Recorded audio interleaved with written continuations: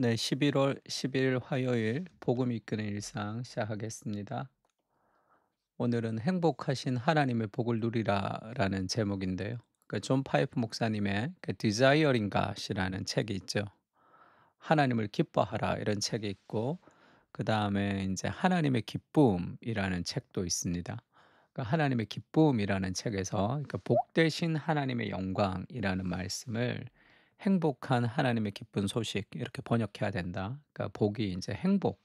하나님이 행복하시다. 이제 그렇게 이야기합니다. 만약에 하나님이 불행하신 분이라면 우리는 행복한 삶을 살지 못하겠죠. 하나님 자체가 불행하다면 또 말이 안 되죠. 삼위일체 하나님은 관계적 행복으로 충만하신 분이십니다. 태초에 행복이 있었다. 그렇게 생각하면 돼요. 하나님은 사랑이시다. 이렇게 얘기하니까 사랑의 관계 안에서 서로 사랑하는 그 관계의 행복의 그런 충만함이 태초에 하나님의 성품 안에 있는 거죠. 그래서 관계적 행복으로 충만하신 그 하나님께서 세상을 창조하신 이유는 그 관계적인 행복, 그 사랑을 나누어 주기를 원해서죠. 그래서 모든 인간은 다 가정이라는 그런 관계 안에서 태어나게 됩니다. 엄마, 아빠 없이 태어나는 사람은 없죠. 아래에서 태어나는 사람도 없고 하늘에서 떨어지는 사람도 없습니다. 무조건 관계성 안에서 사람이 태어나도록 창조되었어요. 그래서 모든 가정은 결국 기본 최소한의 기본 단위가 자녀가 태어나면 그러면 3 이죠. 3 자녀가 태어나면. 그래서 그 부부가 사랑하면서 자녀가 태어나듯이 하나님께서 그 세상을 창조하신 것도 행복을 나누어 주시기 위해서예요. 그래서 그 부모가 자녀에게 바라는 한 가지가 자녀의 행복이듯이 하나님 우리의 행복을 바라시는 분이십니다. 근데 그 어린 자녀가 부모님을 기쁘시게 해 드리려고 정말 행복하지 못한 삶을 살아간다는 것은 그 부모의 그 가장 원하는 것을 하지 못하는 거죠. 자녀가 '어떻게 하면 부모님을 행복하게 해 드릴 수 있을까?'라고 고민하고 근심하는 삶이 아니라 자녀의 행복이 부모의 행복이거든요. 모든 부모의 행복은 자녀의 불행까지만 행복합니다. 자녀가 불행한데 부모가 행복할 수가 없어요. 자녀가 기쁜 만큼 부모가 기쁜 거죠. 그래서 하나님이 우리를 향한 그런 인생의 가장 큰 계획과 목적은 우리의 행복입니다. 그래서 웨스트민스터 소요리 문답에 1 문답에 이렇게 시작하죠. "인간의 제일 되는 목적이 무엇입니까? 인간의 제일 되는 목적은 하나님을 영화롭게 하고 영원토록 그분을 즐거워하는 것이다." 그래서 하나님을 영광스럽게 하는 것은 그분을 즐거워하는 그 우리의 기쁨, 하나님으로 기뻐하는 것과 연결됩니다. 결국 하나님의 영광과 인간의 즐거움이 분리될 수 없는 거죠. 하나님 안에서 행복하십니까? 하나님께서 오늘 나에게 가장 원하시는 것은 성취와 성공이 아니라 하나님과의 관계로 인한 행복입니다. 그래서 하나님이 오늘 나의 하루에서 가장 원하는 게 뭐죠? 행복이죠. 우리가 자녀를 위해서 가장 원하는 것이 행복하듯이 뭐를 잘하는 것도 필요하죠. 뭐 공부를 잘하는 것, 그다음에 일을 잘하는 것 다 필요합니다. 근데 그것이 결국 궁극적으로 우리가 추구하는 행복으로 가기 위한 그런 과정일 뿐이죠. 열심히 일하는데 행복하지 않고 열심히 공부하는데 행복하지 않으면 안 되죠. 그래서 우리가 오늘 하루 그 하나님으로 인한 행복을 누리는 것, 그것이 하나님께서 가장 원하는 거죠. 오늘 내 삶에 행복하십니까? 그 행복을 우리가 붙들어야 되는 거예요. 환경이 어렵다고 행복하지 않을 수 있는 건 아니죠. 행복이라는 것은 그 삼일체 하나님과의 관계에서 오는 겁니다. 그것이 가장 근원적인 행복이죠. 관계 행복이라는 것이.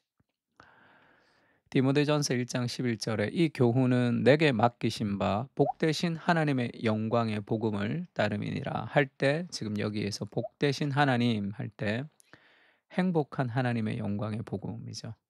그 행복한 하나님의 영광의 복음, 하나님이 행복하시다는 걸 이해할 때 그 행복한 하나님의 행복이 우리에게 전달됩니다. 하나님이 우리를 구원하시고 오늘도 성령으로 우리에게 은혜를 부어 주시는 이유는 우리의 행복이죠. 우리를 행복하게 하기 위해서 하나님 우리를 우리에게 은혜를 주시는 겁니다. 그래서 존 파이퍼 목사님의 이제 Desiring God이라는 책에는 그러니까 하나님을 기뻐하라라는 책입니다. 하나님의 기쁨, 하나님을 기뻐하라 이런 책들이 몇 권 있는데 하나님을 기뻐하라라는 책에서 우리가 하나님 안에서 가장 만족할 때 하나님은 우리 안에서 가장 영광을 받으신다. 이제 그렇게 얘기했죠. 그러니까 우리나라 말은 이게 인제 좀 바뀌지만 영어는 하나님이 가장 우리 안에서 영광을 받으시는 것은 언제냐 하면 우리가 그분 안에서 가장 만족할 때 그때 가장 기쁨을 느낄 때 그때 하나님이 가장 기뻐하신다. 우리가 아이를 키우다가 아이들이 막 행복하고 깔깔깔 웃고 하는 그것이 가장 기쁘잖아요. 그러니까 하나님도 우리가 기뻐할 때 가장 기뻐하신다는 것을 알아야 되고 또 이런 표현이 있습니다. "기쁨의 의무는 모순이 아니다. 그것은 성경적 순종의 중심이다." 이렇게 얘기합니다. 그러니까 기쁨이라는 것이 The duty of delight 이렇게 표현하죠. 우리가 true duty to delight 의무를 통해서 기쁨으로 나아가는 것이 기도다. 그렇게 제이 패커가 기도의 길을 얘기했는데 지금 존 파이브가 duty of delight 이런 표현을 씁니다. 그러니까 기뻐하는 것은 의무라는 거예요.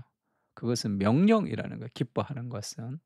그것은 이 모순된 것이 아니라는 거죠. 이 성경적 순종의 가장 핵심이 그것이 이 기쁨의 의무다 이렇게 얘기합니다. 그러니까 이게 무슨 얘기냐면 사랑하면 기뻐하는 거죠. 당연합니다. 그래서 누군가를 사랑하는데 정말 사랑하는 사람이 왔어요. 그래서 만났습니다. 아무 말도 안 하고 아무 인사도 안 하고 그냥 밥이나 먹자 하는 사람이 없잖아요. 정말 사랑하는 사람을 보면 그 사람의 아름다움을 그리고 그 사람의 어떤 멋짐을 우리가 쉽게 얘기하면 찬양할 수밖에 없죠. 사랑은 찬양입니다. 그러니까 찬양하지 않는 것은 사랑이 아니죠.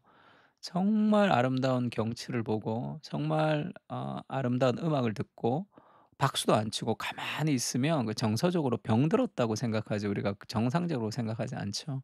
아름다움을 볼 때는 그것을 표현하는 거죠, 아름다움을.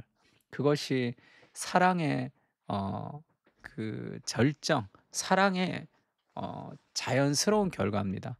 그래서 기쁨의 의무 그러니까 기뻐하라 하는 것은 하나님의 명령인데 억지로 기뻐하는 것이 아니라 정말 하나님이 누구신지를 알면 기뻐할 수밖에 없는 거죠. 그 아름다움을 볼 수 있는 눈을 달라고 기도해야 됩니다. 목사님 이제 환경이 하나도 기쁘지 않는데요.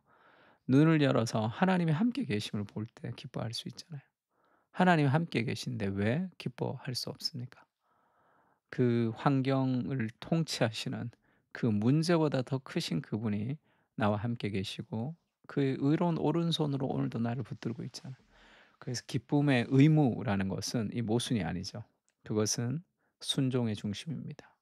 그리고 억지로 기뻐하는 것이 아니라 복음이 무엇인지를 알면 기쁨을 잃어버리지 않게 되는 거죠. 빌립보서에서 바울이 그렇게 얘기하죠. "주님 안에서 항상 기뻐하라. 내가 다시 말하노니 기뻐하라." 그러니까 빌립보서를 "기쁨의 서신이다." 이렇게 얘기합니다. 어디서 썼냐 하면 감옥에 썼죠. 감옥에 갇혀서 그 차가운 감옥 아래서 바울에게 있었던 한 단어 그게 기쁨이죠. 그 어떤 환경도 빼앗을 수 없는 그 기쁨이 바울에게 있었습니다. 환경이 주는 게 아니죠. 우리 찬양도 이런 찬양 있죠. 주님을 사랑하는 기쁨을 그 즐거움을 빼앗기지 않게 하소서. 이 싸움을 싸우는 거죠. 우리에게 기쁨을 빼앗아 가려는 수많은 영적인 전쟁들이 있습니다. 그걸 빼앗기지 않으려고 붙드는 거죠. 하나님 붙드는 겁니다. 예수님도 그렇게 얘기하죠. "내가 아버지께로 가오니 내가 세상에서 이 말을 하옵는 것은 그들로 내 기쁨을 그들 안에 충만히 가지게 하려 함이니라." 예수님 안에는 기쁨이 있습니다. 십자가를 질 때도 기쁨이 있었죠. 그래서 그 앞에 있는 즐거움을 위하여 십자가를 참으셨다. 히브리서 그렇게 얘기합니다. 십자가를 참을 만큼의 기쁨. 그 기쁨, 그 관계의 기쁨이죠. 우리를 살리는 기쁨. 하나님 말씀에 순종하는 그 기쁨이 그리스도 안에 가득 차 있습니다. 그 예수님은 이 땅에 행복하신 예수 그리스도로 이 땅에 오신 거죠. 그래서 윤동주 씨의 십자가의 시에 행복한 사나이 예수 그리스도라는 말은 이 모순이 되지 않는, 어쩌면 정말 깊은 묵상에서 나온 것이 아닐까, 저는 그렇게 생각했습니다. 또 그때 예수께서 성령으로 기뻐하시며 뭐 이렇게 얘기하죠. 이 기쁨이 있었습니다. 어떤 환경 속에서도 우리와 함께 하시는 하늘의 기쁨을 누리게 하여 주시옵소서.